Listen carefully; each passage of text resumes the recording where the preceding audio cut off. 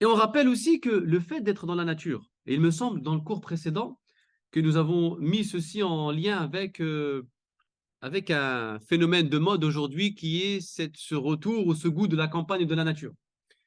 En fait, comme on l'a évoqué la fois dernière, il y a la naissance d'une utopie.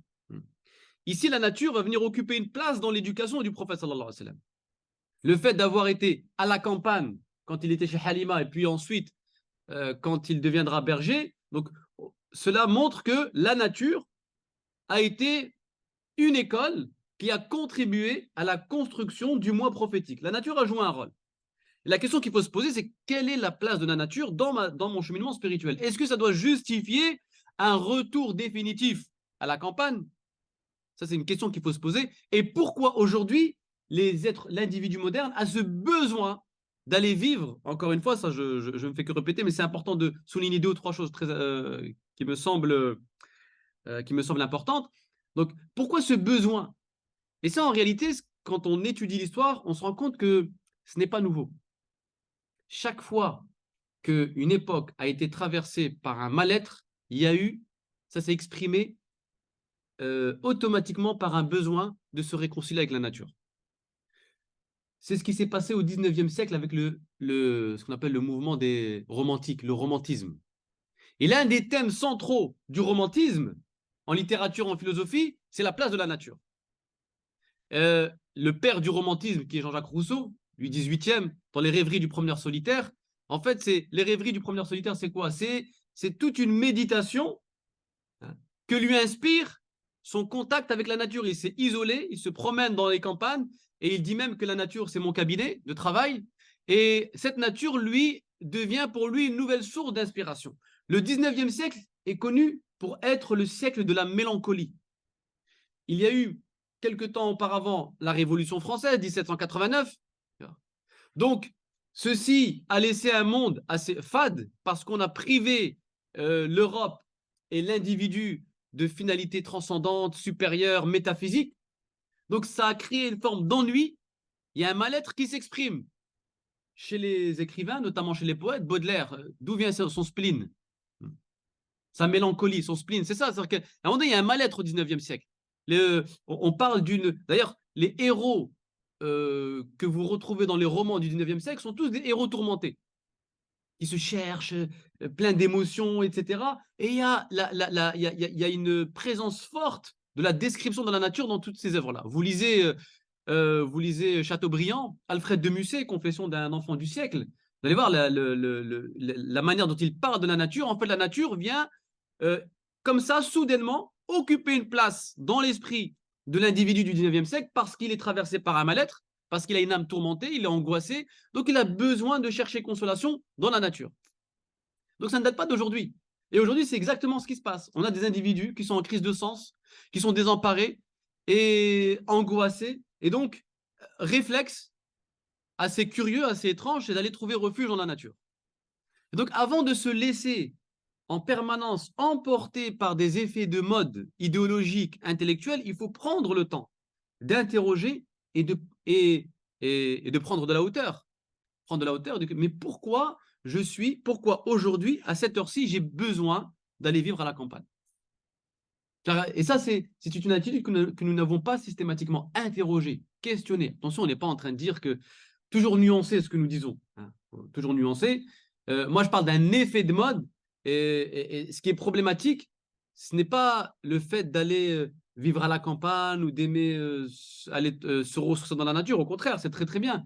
Mais c'est quand on pense que la nature devient le remède ou la chose qui va pouvoir compenser ou remédier à notre mal-être intérieur.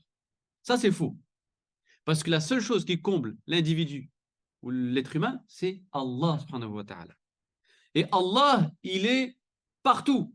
Il n'est pas que entre les arbres. Il est partout, Allah subhanahu wa ta'ala.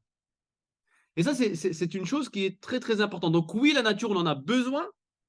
Il faut parfois se retirer, parfois aller côtoyer la nature pour se ressourcer. Et comme nous l'avons évoqué la fois dernière, la nature doit constituer un espace de ressources spirituelles, mais ne doit jamais devenir le refuge définitif de l'âme angoissée.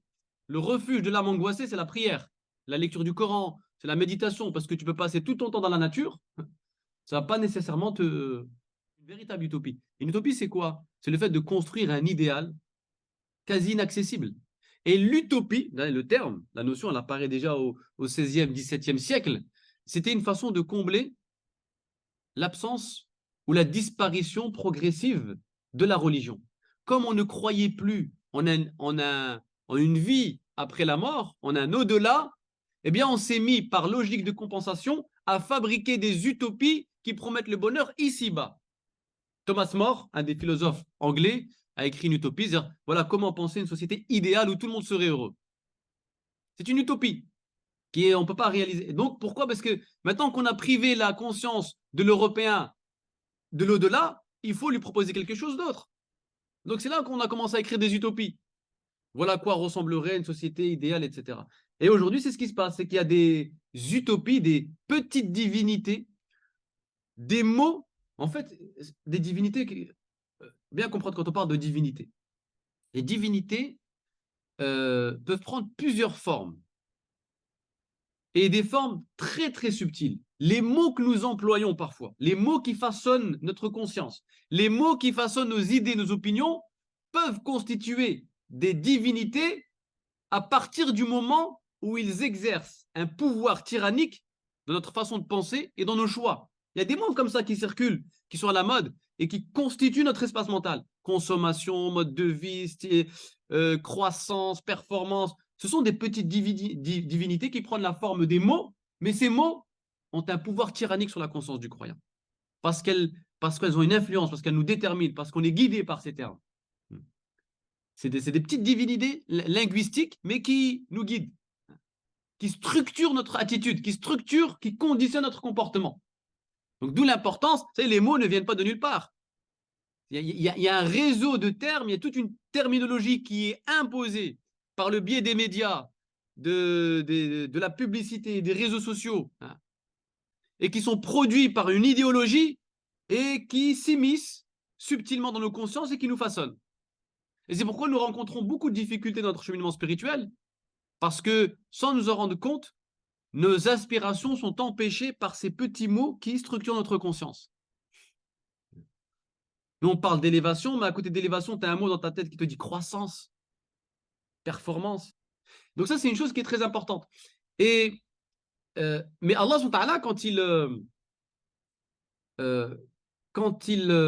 fait en sorte que le prophète sallallahu alayhi wa sallam occupe cette fonction de berger, pour éviter justement que le cheminement spirituel se réduise à cette forme de retraite, justement, pour éviter que les gens croient que oui, le but c'est dans la nature, qu'est-ce qu'il en a fait? Il en a fait un commerçant aussitôt. Juste après, va dans le commerce. Au cœur de la société, au cœur des interactions humaines. Attention, c'est pas ce que je te demande. Je ne demande pas d'être enfermé dans la campagne. Trop facile. Que tu en aies besoin de temps à autre dans l'année, c'est très bien. Mais que tu en fasses un refuge, non. Maintenant que tu t'es ressourcé, tu t'es éveillé au signe d'Allah, va rayonner au cœur de la société. Parce que l'homme, l'être humain, ce qu'on oublie aussi, c'est que les gens veulent fuir les hommes. Mais ce qu'ils oublient, c'est que l'homme lui-même est porteur de signes. C'est-à-dire qu'en fuyant les hommes, tu te prives de certains signes d'Allah qui ne sont présents que chez les hommes. Tu te prives de signes d'Allah qui sont présents que chez les êtres humains. Donc, il ne faut pas fuir l'homme, parce que Dieu se manifeste même à travers le sourire de l'homme. Dieu se manifeste à travers la colère de l'homme. Dieu se manifeste paradoxalement même dans l'injustice des hommes. Donc, on a besoin d'être au cœur de l'humanité, au cœur de la justice et de l'injustice, de la haine et de l'amour, pour pouvoir saisir l'unité, le sens du tawhid, que tout ça participe du tawhid.